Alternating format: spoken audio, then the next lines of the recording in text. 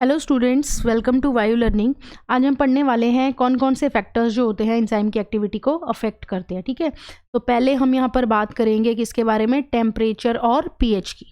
तो टेम्परेचर और पीएच में क्या बता रहे हैं यहाँ पर कि जो एंजाइम्स होते हैं वो जनरली कब फंक्शन करते हैं, जब एक नैरो रेंज का टेम्परेचर और पीएच होगा। यानी यहाँ पर हमें बता रहे हैं कि एंजाइम की एक्टिविटी जो है वो हाईएस्ट कब होगी, जब वो एक पर्टिकुलर टेम्परेचर होगा जिसको हम क्या बोलते हैं, ऑप्टिमम टेम्परेचर। ऐसे एक पर्टिकुलर पीएच होगी जिसको हम बोलेंगे ऑप्टिमम पीएच। मतलब हम कह सकते हैं कि जब टेम्परेचर 25 से 40 डिग्री सेल्सियस के बीच में रहेगा उस समय एंजाइम की एक्टिविटी सबसे ज़्यादा होगी।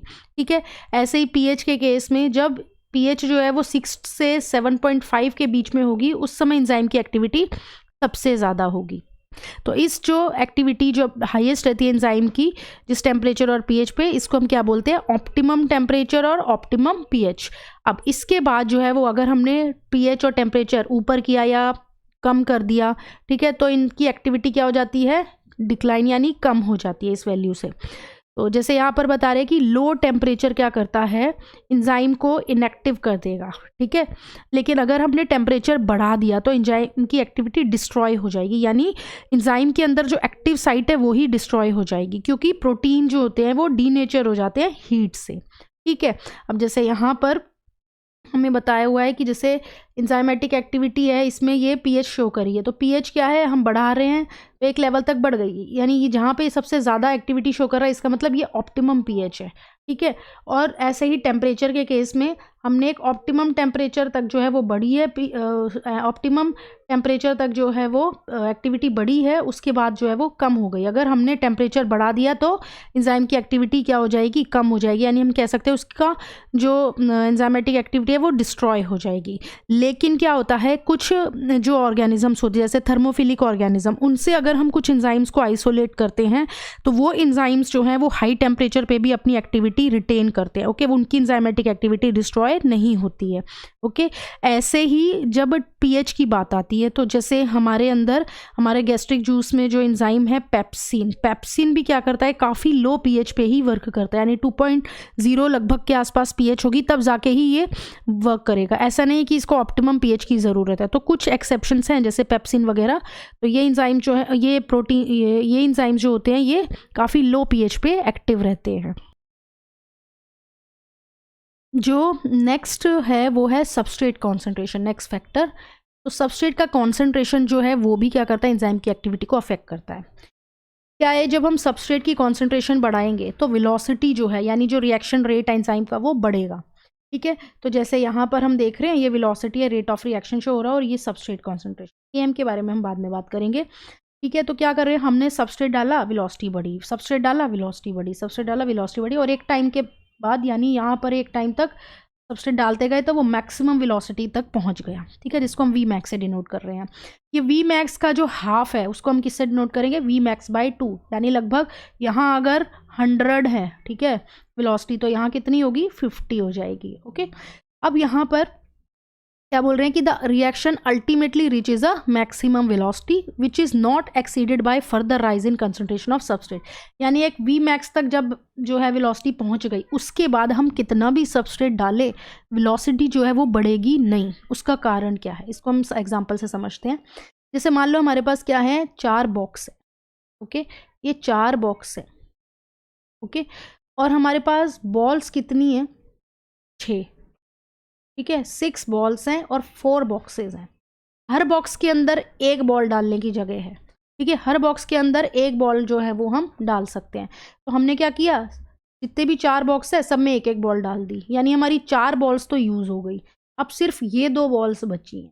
ठीक है, इनको जो है अगर हम डालेंगे तो किसी भी बॉक्स में तो जाएगी नहीं। ठीक है, तो कहने का मतलब क्या हुआ कि अगर हम एंजाइम जो है वो अगर कम है, जैसे यहाँ पर हम बॉक्स को मान लेते हैं एंजाइम। ठीक है, एंजाइम जो है वो कम है, और सबस्ट्रेट यानी बॉल को हम क्या मान रहे हैं, यहाँ पर सबस्ट्रेट मान ले रहे हैं। ठीक है, तो एंजाइम की एक्टिव साइट जो होती है उसमें क्या है, एक ही सबस्ट्रेट फिट हो रहा है, तो हम यहाँ पर बॉक्स को एंजाइम मान रहे हैं, बॉल्स को सबस्ट्रेट मान रहे हैं, तो हर बॉक्स के अंदर एक एक बॉल तो आ सकती है। उसके बाद हम कितना भी उसके अंदर बॉल डालें तो क्या होगा, वो एंजाइम उसको नहीं लेगा, उसकी तो पास जगह ही नहीं है। तो कहने का मतलब हम जब एंजाइम कम है और सबस्ट्रेट ज़्यादा है तो उसके बाद हम कितना भी सबस्ट्रेट डाल लें उसकी जो वेलोसिटी है वो उतनी ही रहेगी, क्योंकि एंजाइम मॉलिक्यूल्स कम है। तो यहाँ पर भी यही लिखा है, this is because the enzyme molecules are fewer than substrate molecules and after saturation of these molecule there are no free enzyme molecules to bind with additional substrate molecule. कितना भी सबस्ट्रेट ज़्यादा हो, जब एंजाइम के पास जगह ही नहीं है, free site है ही नहीं, एक्टिव साइट, तो वो कहाँ पे उसको डालेगा। ठीक है, इस वजह से क्या होगा, वी मैक्स के बाद जो है वो नहीं बढ़ेगी वेलोसिटी। ओके, अब यहाँ पर बात आती है किसके बारे में, के एम के बारे में। के एम जो है तो हम क्या बोलते हैं, इसको हम बोलते हैं मैकलिस-मेंटन कांस्टेंट, मैकलिस-मेंटन कांस्टेंट। ठीक है, ये के एम हमें क्या बताता है, ये के एम हमें, यहाँ पर हम देख रहे हैं सबस्ट्रेट के पास लिखा है, ये के एम हमें बता रहा है सबस्ट्रेट का कंसंट्रेशन बताएगा, ये सबस्ट्रेट का कंसंट्रेशन बताएगा। ठीक है, जब क्या होगा 50% वी मैक्स जो है वो अचीव हो जाएगा, 50% ऑफ वी मैक्स अचीव, उसको हम बोलेंगे के एम। यानी कि यहाँ पर हम क्या बोल रहे हैं कि जब हमारे पास वेलोसिटी जो है, मैक्सिमम वेलोसिटी हाफ हो गई है, उस समय सबस्ट्रेट की कंसंट्रेशन कितनी है उसको हम बोलते हैं के एम। तो ये हमें के एम से पता चलेगी सबस्ट्रेट की कंसंट्रेशन। ठीक है, तो इसको हम मैकलिस-मेंटन कांस्टेंट भी बोलते हैं। तो लास्ट क्या है, प्रेजेंस ऑफ इनिबिटर्स। तो यानी इनिबिटर्स जो होते हैं, नाम से समझ में आ रहा है ये क्या करेंगे, रोकेंगे एंजाइम की एक्टिविटी को। ठीक है, तो ये क्या होते हैं, यहाँ पर क्या बोल रहे हैं कि जो एंजाइम की एक्टिविटी है, अगर कुछ स्पेसिफिक केमिकल्स जिनका नाम हमने दिया है इनिबिटर, अगर वो प्रेजेंट है तो एंजाइम की एक्टिविटी रुक सकती है।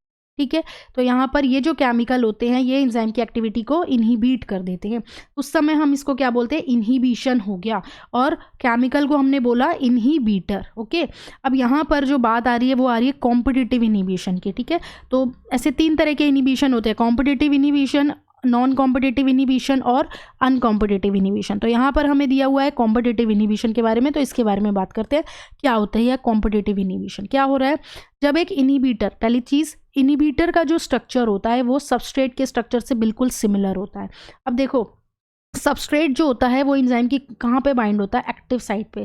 जैसे ये मान लो हमारे पास ये एंजाइम है, इसकी ये एक्टिव साइट है, यहाँ पर क्या बाइंड होगा, सबस्ट्रेट बाइंड होता है। ठीक है, नॉर्मली तो हमने यही पढ़ा है कि सबस्ट्रेट एंजाइम की एक्टिव साइट पे बाइंड हो जाता है। ठीक है, अब यहाँ पर क्या होगा, इनहिबिटर का स्ट्रक्चर जो है वो सबस्ट्रेट से सिमिलर है, तो यानी इनहिबिटर जो है और सबस्ट्रेट दोनों का स्ट्रक्चर सिमिलर होने की वजह से एंजाइम की जो एक्टिव साइट है उस पे बाइंड होने के लिए इनमें कंपटीशन चलेगा। ठीक है, तो इसीलिए हम इसे कॉम्पिटिटिव इनहिबिशन बोलते हैं। तो यहाँ पर क्या है, स्ट्रक्चर सेम है, इसीलिए अगर इनहिबिटर एंजाइम की एक्टिव साइट पे बाइंड हो गया जहाँ सबस्ट्रेट बाइंड होता था, तो हम क्या बोलेंगे, इसे कॉम्पिटिटिव इनहिबिटर, और प्रोसेस कहलाएगा कॉम्पिटिटिव इनहिबिशन। अब यहाँ पर जो है हमें पता कैसे चलेगा कि कैसे कॉम्पिटिशन हो रहा है, देखो इसमें क्या होगा कि यहाँ पर लिखा है due to close structure similarity with the substrate inhibitor competes with the substrate for substrate binding site of the enzyme. ठीक है, तो यहाँ पर देखो क्या होगा, मान लो हमारे पास सबस्ट्रेट जो है वो कितने हैं, 10 हैं, सबस्ट्रेट का कॉन्सेंट्रेशन 10 है, और इनहिबिटर जो है वो कितने हैं, 5 है। ठीक है, अब क्या होगा, सबस्ट्रेट और इनहिबिटर में से कौन बाइंड होगा, जिसका कंसंट्रेशन ज़्यादा होगा। तो जो सबस्ट्रेट होता है इसका कंसंट्रेशन 10 है, तो इसलिए ये जो है ये एक्टिव साइट पे बाइंड हो जाएगा और एंजाइम की एक्टिविटी रुकेगी नहीं। ठीक है, लेकिन इनहिबिटर कॉम्पीट करता रहेगा सबस्ट्रेट से बाइंड होने के लिए। अब यहाँ पर क्या है, अगर हमने इनहिबिटर का कॉन्सेंट्रेशन बढ़ा दिया, मतलब हमने 5 की जगह मान लो यहाँ पे 12 ले ली इसकी कॉन्सेंट्रेशन, तो अब क्या होगा, ये प्रोसेस कैसा होता है, रिवर्सिबल। यानी जो कॉम्पिटिटिव इनहिबिशन होती है ना, ये रिवर्सिबल भी होती है। अगर हमने इनहिबिटर का कॉन्सेंट्रेशन बढ़ा दिया तो सबस्ट्रेट को हटना पड़ेगा और इनहिबिटर बाइंड हो जाएगा। ठीक है, तो इससे फिर क्या होगा, एंजाइम की एक्टिविटी वहीं पे रुक जाएगी, इसीलिए हम इसको कॉम्पिटिटिव इनहिबिशन बोलते हैं। दोनों के बीच में कॉम्पिटिशन चलता है, तो और ये कैसा है, रिवर्सिबल प्रोसेस है। यहाँ पर एग्जाम्पल दिया हुआ है हमें, एग्जाम्पल दिया हुआ है किसके बारे में दिया है यहाँ पर, जैसे सक्सिनिक एसिड है। ठीक है, सक्सिनिक एसिड है, ये सक्सिनिक एसिड क्या करता है, ये बनाता है फ्यूमेरिक एसिड। ठीक है, ये बनाता है फ्यूमेरिक एसिड। एंजाइम कौन सा यूज होता है यहाँ पर, सक्सिनिक डिहाइड्रोजिनेस, सक्सिनिक डिहाइड्रोजिनेस, ये एंजाइम जो होता है ये यूज़ होता है। अब इसका जो इनिबिटर हम ले आए, इनिबिटर कौन है यहाँ पर, मेलोनेट। तो मेलोनेट क्या करता है, ये इनहिबिटर का काम करता है। और अगर हम इसको ले आएंगे यानी इसकी कॉन्सेंट्रेशन मेलोनेट की बढ़ा दी तो ये सक्सिनिक डिहाइड्रोजिनेस की एक्टिविटी जो है वो कम हो जाएगी और प्रोसेस वहीं रुक जाएगा, सक्सिनिक एसिड फ्यूमेरिक एसिड नहीं बना पाएगा। ठीक है, तो ये चीज़ है। तो इस तरह से अलग अलग जो हैं जैसे इनिबिटर, सबस्ट्रेट, अलग अलग फैक्टर जो है वो एंजाइम की एक्टिविटीज़ को क्या करते हैं, अफेक्ट करते हैं। तो हम बात करेंगे अब क्लासिफिकेशन एंजाइम्स की। तो देखो एंजाइम्स को जो है वो 6 क्लासेस में जो है वो डिवाइड किया हुआ है। ठीक है, और बहुत सारी सब क्लासेस भी है। तो 6 क्लासेस में जो पहली क्लास है वो कौन सी है, वो है ऑक्सीडो रिडक्टेजेस, और जिसको हम डिहाइड्रोजिनेजेस भी बोलते हैं। यानी यहाँ पर ये जो डिहाइड्रोजिनेज एंजाइम है ये इन्वॉल्व होते हैं। ये क्या करते हैं, ऑक्सीडेशन रिडक्शन रिएक्शन, यानी क्या करेंगे, एडिशन और रिमूवल ऑफ इलेक्ट्रॉन। ठीक है, एक अगर रिमूव करेगा तो दूसरा जो है वो ऐड करेगा। ठीक है, तो इलेक्ट्रॉन्स का एडिशन और रिमूवल यानी ऑक्सीडेशन रिडक्शन होगी। ओके, तो जैसे यहाँ पर हमें क्या बताया कि एक सबस्ट्रेट रिड्यूस है, दूसरा सबस्ट्रेट ऑक्सीडाइज है। तो जो रिड्यूस था वो ऑक्सीडाइज हो गया और जो ऑक्सीडाइज था वो रिड्यूस हो गया। कौन करवाते हैं, डिहाइड्रोजिनेसिस। इसमें साइटोक्रोम ऑक्सीडेजेस भी आते हैं। नेक्स्ट जो है वो है ट्रांसफिरेजेस। ट्रांसफिरेजेस नाम से समझ में आ रही, क्या करेंगे, ट्रांसफर करेंगे फंक्शनल ग्रुप का। ठीक है, जैसे carbon group, sulphur group, phosphate group, इन सब ग्रुप्स का ट्रांसफर करते हैं। तो जैसे ये सबस्ट्रेट के साथ एक ग्रुप जुड़ा हुआ है, ठीक है, तो इन्होंने क्या किया, दूसरे सबस्ट्रेट में जो है ये ग्रुप ट्रांसफर करवा दिया ट्रांसफिरेजेस ने। ठीक है, नेक्स्ट आता है हाइड्रोलेजेस। हाइड्रोलेजेस में क्या होगा, वाटर क्या करेगा, हाइड्रोलाइसिस करवाएगा। किसकी, कौन कौन से बॉन्ड्स की, ester, ether, peptide, glycoside, carbon carbon bond, carbon halide और फॉस्फोरस नाइट्रोजन बॉन्ड, इन सब में जो है ये हाइड्रोलेजेस यूज होता है। उसके बाद बात करते हैं लाइएजेस। लाइएजेस क्या करते हैं, ये ग्रुप्स को रिमूव कर देते हैं सबस्ट्रेट से और डबल बॉन्ड जो है वो लीव करते हैं। जैसे यहाँ पर ये हमारा क्या है, ये दोनों फंक्शनल ग्रुप है, तो ये दोनों ग्रुप रिमूव हो जाएंगे और यहाँ पर डबल बॉन्ड लीव करेंगे ये, तो ये लाइएजेस करते हैं। आइसोमेरेजेस, आइसोमेरेजेस क्या करते हैं, ये क्या करते हैं, एक आइसोमेरेज से, एक आइसोमर से दूसरा आइसोमर बनाते हैं, मतलब आइसोमेराइजेशन रिएक्शन करवाते हैं। यानी हम कह सकते हैं इंटर कन्वर्जन करवाते हैं ऑप्टिकल, ज्योमेट्रिक और पोजिशनल आइसोमर का। ठीक है, तो जैसे इसमें जो है वो हम एग्जांपल यहाँ पर लेते हैं, जैसे ग्लूकोज 6 फॉस्फेट है, ग्लूकोज 6 फॉस्फेट, और यहाँ पर जो एंजाइम यूज होगा उसको हम ग्लूकोज 6 फॉस्फेट आइसोमेरेज बोल सकते हैं, और फॉस्फोग्लूको आइसोमेरेज। ये फॉस्फोग्लूको आइसोमेरेज क्या बनाएगा, फॉस्फोग्लूको आइसोमेरेज, ये फॉस्फोग्लूको आइसोमेरेज बनाएगा फ्रक्टोज 6 फॉस्फेट। ओके, लास्ट में जो है एंजाइम वो है लाइगेसेस। लाइगेसेस तो हमें नाम से समझ में आ रहा है, क्या करते हैं, ज्वाइन करते हैं। तो दो लार्ज मॉलिक्यूल्स को ज्वाइन करके एक नया केमिकल बॉन्ड उनके बीच में बनाते हैं, जैसे carbon oxygen, carbon sulphur, carbon nitrogen, phosphorus oxygen bonds जो होते हैं। तो इसमें जो है ये लाइगेसेस आ जाते हैं। तो ये था आज की क्लास में क्लासिफिकेशन हमने देखा एंजाइम्स का। ठीक है, नेक्स्ट जो है वो इसमें लास्ट टॉपिक बच रहा है कोफैक्टर्स, जो हम नेक्स्ट क्लास में पढ़ेंगे।